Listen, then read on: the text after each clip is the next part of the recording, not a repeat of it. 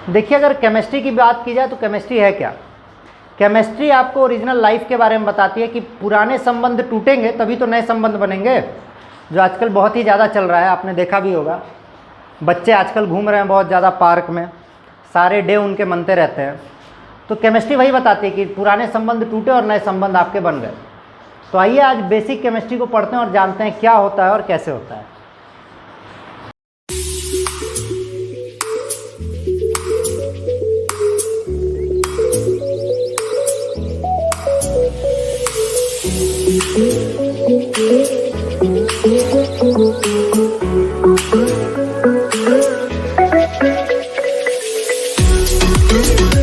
Hello everyone and welcome back to chemistry classes. आज का जो टॉपिक है वो बहुत ही बेसिक टॉपिक है, मतलब कि मैं एटम्स, आयंस, मॉलिक्यूल्स, रिएक्शन कैसे होते हैं, कैसे पहचानें, इसके बारे में बताने जा रहा हूँ। अब इतनी क्लास 11-12 की टॉपिक चलते चलते मुझे ये कहाँ से याद आया कि मुझे ये बताना चाहिए। तो इसका कारण है एक किस्सा जो मेरे साथ हुआ था। एक जगह मैं ट्यूशन पढ़ाने गया तो वहाँ पे मुझे बताया गया था कि वो बच्चा पढ़ने में बहुत ही बढ़िया है। तो जब हमने स्टार्ट किया तो मैंने उसे बेसिक ऑर्गेनिक के रिएक्शंस के बारे में बताना स्टार्ट किया। तो मैंने सुना था वो बच्चा टॉपर है, ऐसा कुछ सुना था। और जो क्वेश्चन उसने मुझसे पूछा, सब कुछ पढ़ाने के बाद वो हर जगह अच्छे से रिस्पॉन्ड किया, हाँ सर ये समझ आया, ये समझ आया। बट जब मैंने उसे आयंस के बारे में बताया कि इलेक्ट्रोफाइल है, न्यूक्लियोफाइल है, न्यूक्लियस पे अटैक करेगा, तो उसने मुझसे पूछ लिया सर आयन क्या होता है। और फिर इस बात पे कि वो बच्चा पढ़ने में बहुत बढ़िया है, ये सोचने वाली बात हो गई मेरे लिए। तो ऐसा आप सबके साथ ना हो, इसलिए आज बेसिक से स्टार्ट करेंगे और जानते हैं कि क्या क्या चीज़ें होती हैं। अब जैसा कि आप लोग को बताया गया है कि कोई भी ऐसी चीज़ नहीं होती है, इन्वेंशन नहीं होती है कि जो सो के उठे और हमें पता चल गई। और आपने ये भी सुना होगा कि खाली दिमाग शैतान का घर होता है। तो हमेशा कुछ ना कुछ करते रहना चाहिए। जैसे अगर हम लोग खाली बैठे हैं तो हम लोग बैठे बैठे जहाँ बैठे हैं वहाँ घास ही उखाड़ देते हैं, कहीं बैठे हुए हैं तो कागज़ ही फाड़ देंगे। तो साइंटिस्ट का भी दिमाग यही करता है, बस वो थोड़ा प्रोडक्टिव वे में करते हैं, मतलब उससे कुछ रिजल्ट्स आ जाते हैं। और पहले तो कोई चीज़ डिस्कवर ही नहीं की गई थी, तो जो चीज़ डिस्कवर करी है वही नहीं। अगर किसी को नहीं पता है कि मैं चलता हूँ और मैं चलने लगा तो वो एक डिस्कवरी हो गई। तो इसी तरीके से केमिस्ट्री की खोज हुई, आप कह सकते हैं। केमिस्ट्री सिर्फ ये नहीं बताता है कि कौन सी चीज़ कैसे रिएक्ट करती है, बल्कि कितना करेगी, क्यों करेगी, ये सारी चीज़ें केमिस्ट्री ने बताई। तो ऐसे ही एक बार एक साइंटिस्ट ऐसे खाली बैठे हुए थे, उनका कुछ काम करने का मन था नहीं, वैसे कोई काम था भी नहीं। तो उन्होंने क्या किया, उन्होंने कहा चलो यार, कागज़ तो मेरे पास है नहीं, मेरे पास माइक्रोस्कोप पड़ा हुआ है, मेरे पास चीज़ें पड़ी हुई है, तो देखते हैं कि किसी एलिमेंट को तोड़ते हैं तो कितने छोटे तक जाएगा। जैसे हम लोग कागज़ फाड़ते फाड़ते छोटा कर देते हैं। तो उन्होंने एलिमेंट को ब्रेक करना स्टार्ट किया और एक सबसे छोटा पार्ट पाया जो कि था इनडिविजिबल, और उसको उन्होंने नाम दिया एटम। और जैसा कि आप सबको पता होगा या कईयों को नहीं भी पता होगा, एटम की ओरिजिनल खोज इंडियन साइंटिस्ट कन्नड़ ने की थी, जिसको उन्होंने नाम दिया था अणु। मेरी हिंदी की राइटिंग काफ़ी सुंदर है तो थोड़ा सा उसके लिए माफ़ी। तो सबसे पहली खोज कन्नड़ ने की थी, अणु ने। ये इंडियन साइंटिस्ट थे, पर इंडियन हिस्ट्री के हिसाब से आपको पता है कि इंडियंस भरोसा बहुत जल्दी करते हैं, और इंडियंस की इसीलिए कई सारी चीज़ें फॉरेन में जा चुकी हैं। ब्रिटिशर्स ने 200 साल राज किया ही, और कोहिनूर हीरा अभी भी पड़ा हुआ है एलिजाबेथ के पास। तो कन्नड़ ने खोज तो कर दी, पर वो कहे चलो अब खोज कर दी, अब लोगों के पास है, आसपास गांव में पता है 2-4 गांव में कि चलो हम ही खोज किए हैं, बहुत है, लालची नहीं थे। बट बाद में क्या हुआ, इन्होंने कहीं लिखा नहीं, तो बाद में लोगों ने एटम की खोज कर दी। डाल्टन से एटॉमिक थ्योरी भी आई थी इसी को लेके। डाल्टन एक केमिस्ट थे, दवाई बेचते थे फार्मेसी पे, यहाँ पे कोई इज्जत नहीं है उनकी। तो इन्होंने कहा कि एटम इनडिविजिबल पार्टिकल है, सबसे छोटा पार्टिकल है जो उससे ज़्यादा नहीं टूटेगा, और यही रिएक्शन में पार्ट भी लेता है, takes part in the reaction.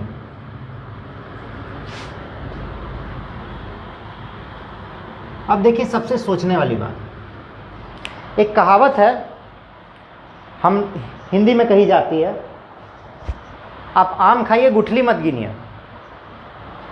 मतलब आपको जो कहा जा रहा है उतना कीजिए, बाल की खाल उधेड़ने से क्या मतलब है। पर साइंटिस्ट आपको जैसे कि पता है उनको दो चीज़ें पसंद नहीं है, एक तो कुछ नया ना खोजना और बच्चों के कोर्स में कुछ एक्स्ट्रा डालना ना। उन्हें पसंद नहीं आता है कि बच्चे बैठे हुए अरे यार, बड़े दुखी हो जाते हैं अगर कोई बच्चा 2 पेज में कोई टॉपिक पढ़ लेगा तो क्या करते हैं वो टॉपिक खोजते जाते हैं। तो उन्होंने कहा चलो एटम तो हमने खोज दिया, पर अब ये खोजते हैं कि एटम बना किससे है। तो उन्होंने क्या खोजा, इलेक्ट्रॉन, प्रोटॉन और न्यूट्रॉन। ठीक, पर यहाँ पे भी वो नहीं रुके। अब कहा एटम तो खोज लिया, अब चलो एटम को जोड़ के देखते हैं। अरे भैया तोड़ दिए थे तो जोड़ना क्यों था। तो इन्होंने कहा कि जब कई सारे एटम को जोड़ेंगे प्योरेस्ट फॉर्म, सारे एक टाइप के एटम को, तो वो बनाएगा एलिमेंट। देखिए अब इस बात को हम प्रूव करते हैं कि साइंटिस्ट को पसंद नहीं है बच्चों का बैठना। सेम टाइप के जोड़ लिए, अब क्या हम दूसरे टाइप के भी जोड़ेंगे। तो जब एलिमेंट को, सेम एलिमेंट को जोड़े, सेम एलिमेंट को, तो वो बन गया मॉलिक्यूल। पर उनको इतने से शांति नहीं मिली, कह रहे यार इतना कम पड़ेगा बच्चा, जान ली जाए थोड़ी। उन्होंने डिफरेंट एलिमेंट को भी जोड़ा और वो बन गया कंपाउंड। और जब डिफरेंट कंपाउंड को भी जोड़ लिए वो, तो ये जाके बना दिया मिक्सचर। तो केमिस्ट्री इतने पे खत्म हो जानी चाहिए थी, पर पढ़ेगा इंडिया तभी तो बढ़ेगा इंडिया। तो उन्होंने कहा अच्छा एलिमेंट के बारे में जानते हैं, क्या ये इलेक्ट्रॉन रिमूव और ऐड भी कर सकता है। मतलब अगर पेंसिल है तो रबड़ का भी काम करे। तो इन्होंने कहा अगर एलिमेंट में से इलेक्ट्रॉन रिमूव कर देते हैं तो सब लोग रिमूव नहीं कर पा रहे, ये सिर्फ मेटल कर पा रहा है, और ऐड खाली नॉन मेटल कर पा रहा है। तो ये बनाएगा आयंस। अब देखिए कैसे इन्होंने बढ़ाई केमिस्ट्री। अब आयंस बनाने की जरूरत ही क्या थी, आयंस होता नहीं तो हमें पता नहीं चलता रिएक्शन कैसे हुआ है, तो हमें मैकेनिज्म ना पढ़ना पड़ता। तो अब इन्होंने कहा आयंस भी दो टाइप के हैं भैया, एक पॉजिटिव आयन जिसे कहेंगे हम लोग कैटायन, और एक नेगेटिव आयन जिसे हम लोग कहेंगे एनायन। देखिए जैसे आप लोग में से कई लोग के घर का एक नाम होगा, एक स्कूल का नाम होगा, तो कभी कभी कंफ्यूज भी हो जाते हैं लोग। बट साइंस में इसकी क्या ज़रूरत थी। इन्होंने कहा नहीं नहीं, कैटायन एनायन हम तभी कहेंगे जब हम बात कर रहे हैं इनऑर्गेनिक की। इनऑर्गेनिक मतलब जब सिर्फ मेटल नॉन मेटल होंगे। पर अगर हम ऑर्गेनिक में चले गए, ऑर्गेनिक मतलब कार्बन से बने कंपाउंड, इसको अलग करने की कोई ही ज़रूरत नहीं थी इन लोगों को। पर वही बात है बच्चों का कोर्स। तो ऑर्गेनिक में कहे कि जब किसी के ऊपर प्लस चार्ज होगा, पॉजिटिव चार्ज, तो किस पे अटैक करेगा, माइनस चार्ज पे। तो इसे हम कहेंगे इलेक्ट्रोफाइल। इलेक्ट्रोफाइल माने कि इलेक्ट्रॉन लवर, बहुत ही ज़्यादा प्रेम है। और अगर कोई नेगेटिव चार्ज होगा और वो पॉजिटिव पे अटैक करेगा तो उसे कहेंगे न्यूक्लियोफाइल, न्यूक्लियस लवर।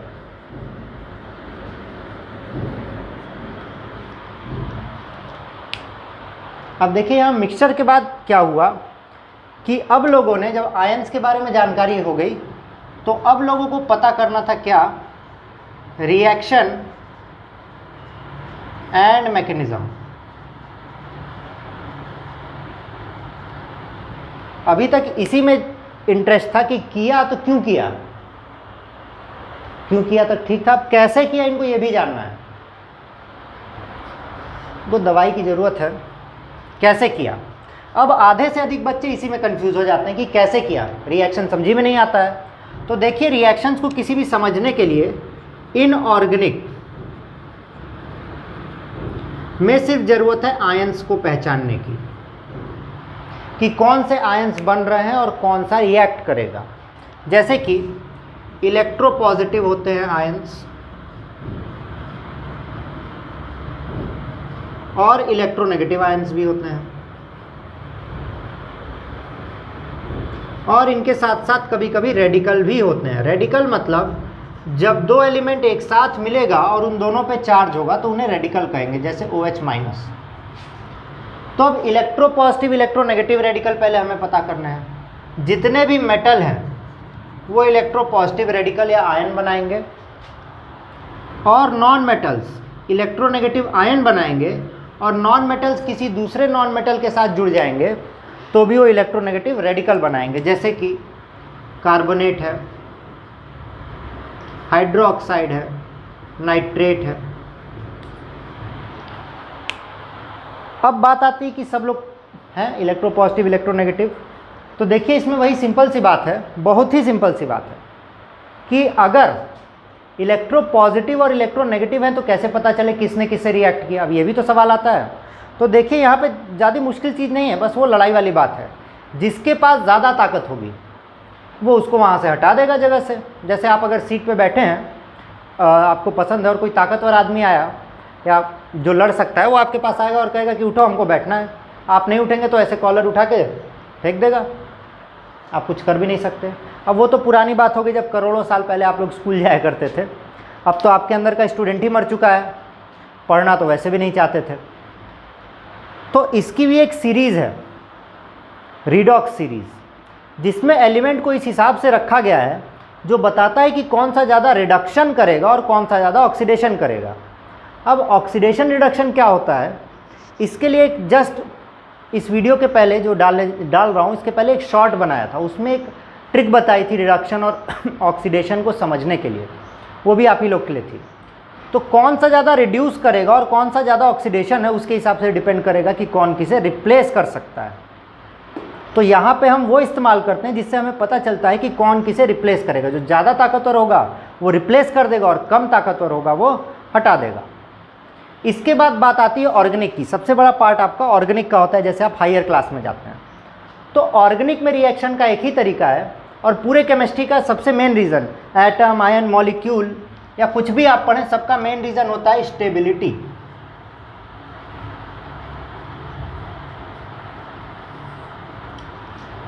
इतना बता दिए होते केमिस्ट्री इतनी पढ़नी नहीं पड़ती कि भैया हमें स्टेबिलिटी चाहिए, ये स्टेबल है ऐसे पता करिए, पर नहीं, हम तो मान के रहेंगे। तो कोई भी रिएक्शन होने का कारण यही होता है कि एलिमेंट, कंपाउंड या जो भी सब्सटेंस है वो स्टेबल होना चाहता है। जैसे अभी हम खड़े हैं, अगर हमसे कोई कहे यार लेट के पढ़ा दो, कितनी अच्छी बात होगी, एकदम लेट के पढ़ाएंगे, फैल के पढ़ाएंगे, पसर जाएंगे। तो उसी तरीके से सब्सटेंस वही बनेगा, नया कंपाउंड वही बनेगा जो ज़्यादा स्टेबल होगा। और स्टेबल होने के लिए ताकत कम होनी चाहिए। अगर हमारे पास ताकत ज़्यादा है तो हम उछलेंगे, कूदेंगे, दिन भर बात पगलाई करेंगे। पर अगर मेरे पास ताकत कम है तब तो हम कूदने नहीं वाले। इतनी अगर हम 4 दिन से खाएंगे नहीं तो भूखे मरेंगे कि बाहर जाके खेलेंगे। तो पूरे केमिस्ट्री का मेन कारण ही यही है कि ये स्टेबिलिटी की तरफ भागता है। तो ये तो हुई आपकी इनऑर्गेनिक की बात।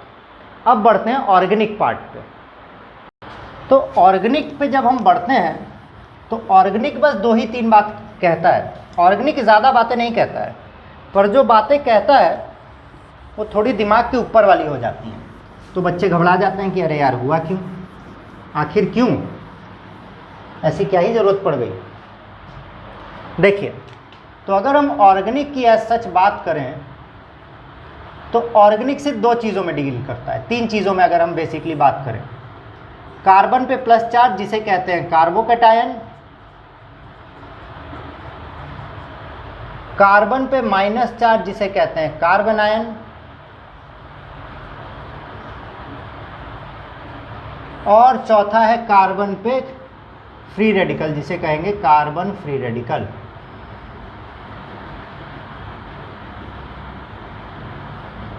तो बस हमें ये जानकारी चाहिए होती है कि अगर कोई कार्बन का कंपाउंड है उस पर जो भी एक्ट करेगा वो इससे सामान छीनेगा, इसे सामान देगा या बराबर बांट लेगा। ठीक, अगर उसे सामान देता है, पैसा देता है तो कार्बन पे माइनस चार्ज जिसे कहेंगे कार्बन आयन। अगर लेता है तो कार्बन पे प्लस चार्ज जिसे कहेंगे कार्बोकैटायन। और अगर आधा आधा बांटते हैं तो उसको कहेंगे कार्बोकैटायन।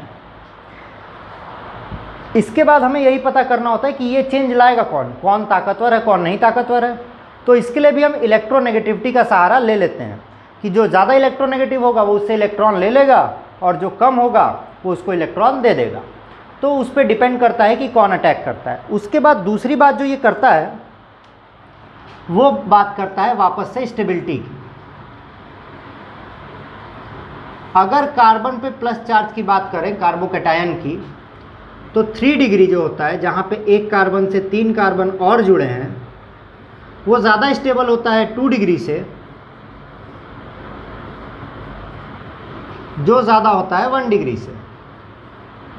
तो अगर कहीं ऐसी पॉसिबिलिटी है कि ये वाला इसमें बदल सके इधर उधर से कार्बन लाके, तो ये हमेशा इसमें बदलने की कोशिश करता है, और हमारा रिएक्शन का आंसर जो होता है वो वही होता है। ठीक। दूसरी इसमें चीज़ इंपॉर्टेंट आती है, वो आती है स्टीरियोकेमिस्ट्री। स्टीरियोकेमिस्ट्री कोई बड़ी बात नहीं। स्टीरियोकेमिस्ट्री बस यही कहता है कि अगर आप भीड़ भाड़ वाले इलाके में गए हैं तो सीधे तो घुसेंगे नहीं, किसी को कोहनी मार के जगह बनाएंगे। तो यहाँ पे भी वही काम होता है। अगर कोई कंपाउंड है उस पे ऊपर से आगे से या पीछे से, क्योंकि कंपाउंड तो 3D होता है भैया, 1D नहीं होगा। 1D मतलब जैसे हम लोग दिख रहे हैं इस बोर्ड जैसा नहीं होगा। तो 3D कोई कंपाउंड होता है, तो अगर उसमें एक प्लेन से x, y या z एक्सिस पे पहले से कोई कंपाउंड जुड़ा हुआ है, तो जो दूसरा कंपाउंड आएगा वो दूसरे डायरेक्शन से आएगा, उस डायरेक्शन से तो आएगा नहीं, एकदम अपोजिट डायरेक्शन से आएगा। तो स्टीरियोकेमिस्ट्री भी एक इम्पॉर्टेंट बात होती है जो बताता है डायरेक्शन। अब यही अगर कार्बन पे नेगेटिव चार्ज की बात करें तो इसका जस्ट उल्टा हो जाता है। अब इसका कारण होता है हाइपर कॉन्जुगेशन।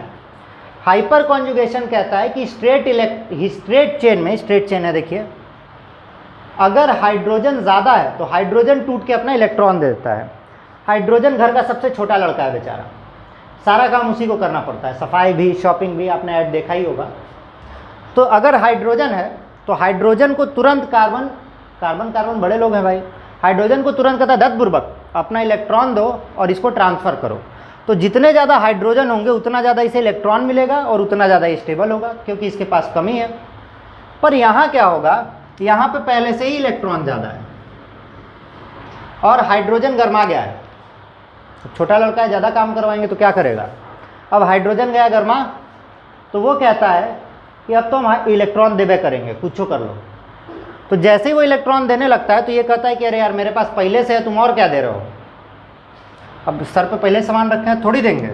जब और इलेक्ट्रॉन देने लगता है तो इसकी स्टेबिलिटी बदल जाती है, कहता है अब तो हम स्टेबल ही नहीं रह गए, जब मेरे पास इलेक्ट्रॉन है तुम और दोगे तो कहाँ से हम गिर जाएंगे, बाहर आ जाएंगे कि बचेंगे।